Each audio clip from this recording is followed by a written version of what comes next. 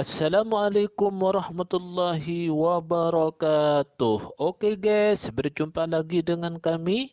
Kali ini saya akan menceritakan tentang kematian Fir'aun. Berikut ceritanya. Karena keangkuhannya, jasad Fir'aun hingga kini masih diabadikan oleh Allah Subhanahu wa Ta'ala. Karena kesombongannya, dia berani memproklamirkan diri sebagai Tuhan, sekalipun dia meyakini kekurangan dan kelemahan yang dimilikinya. Karena kedikdayaan, dia tidak mau tahtanya digulingkan oleh orang lain. Maka dia membunuh setiap bayi laki-laki yang diyakini kelak akan menghancurkan kerajaannya. Al-Quran Al-Quran dalam beberapa ayatnya mengisahkan Raja Kerdil yang hingga sekarang jasadnya masih utuh walaupun tanpa ruh. Kehidupan Raja Mesir ini diselimuti dengan despotisme, kekejaman, ketamakan, kesaliman, dan keburukan yang bertumpuk-tumpuk. Namun, keangkuhan dan kesombongan yang tumbuh subur dalam jiwanya tidak dia bawa mati.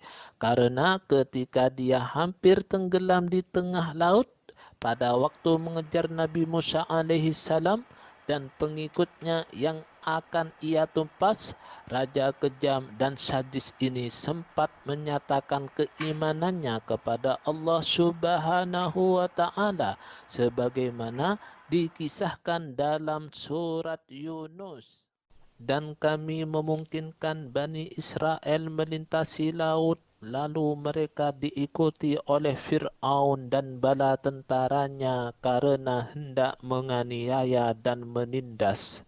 Hingga tak kala Fir'aun itu telah hampir tenggelam, berkatalah dia, saya percaya bahwa tidak ada Tuhan melainkan Tuhan yang dipercayai oleh Bani Israel. Dan saya termasuk orang-orang yang berserah diri kepada Allah.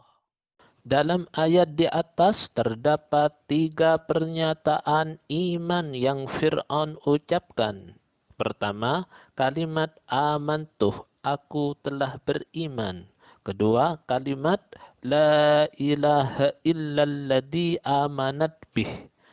Tidak ada Tuhan kecuali Zat yang Bani Israel telah mengimaninya. Dan ketiga, kalimat wa ana minal muslimin, dan saya termasuk orang muslim. Maka dengan demikian sepintas ayat tersebut menjelaskan bahwa akhir hidup Fir'aun ditutup dengan pengakuan keimanannya kepada Allah Subhanahu wa Ta'ala sehingga dia punya kesempatan untuk tidak kekal dalam neraka dan akan pindah ke surga, tempat segala kenikmatan yang tiada tara.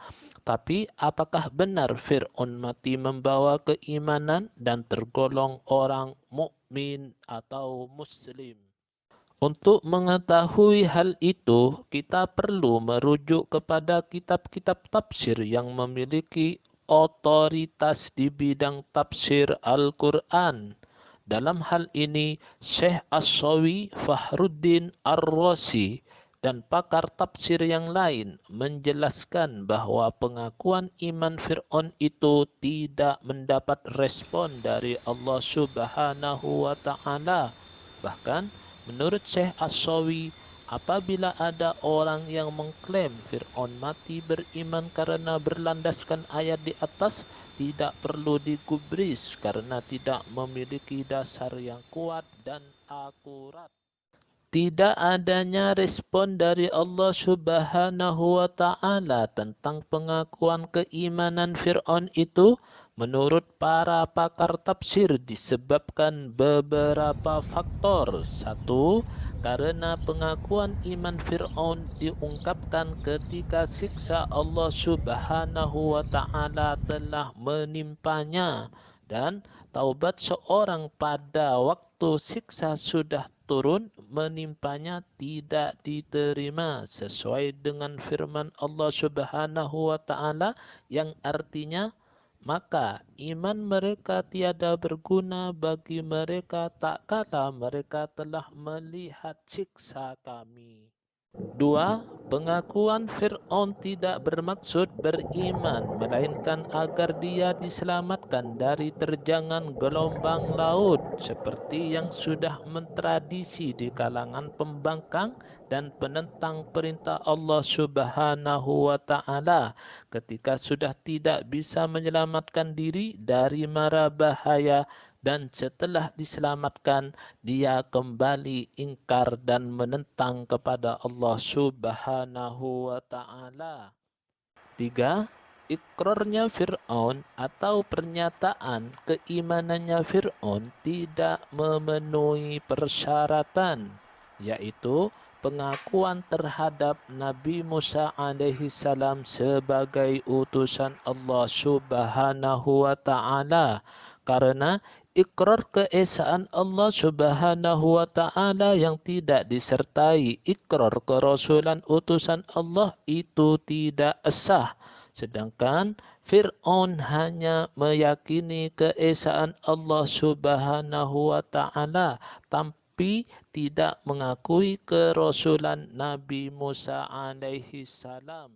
4. Sebenarnya Fir'aun tidak beriman kepada Allah Subhanahu wa taala, melainkan iman kepada Zat yang Bani Israel beriman kepadanya, yang pada waktu itu mereka menyembah anak sapi.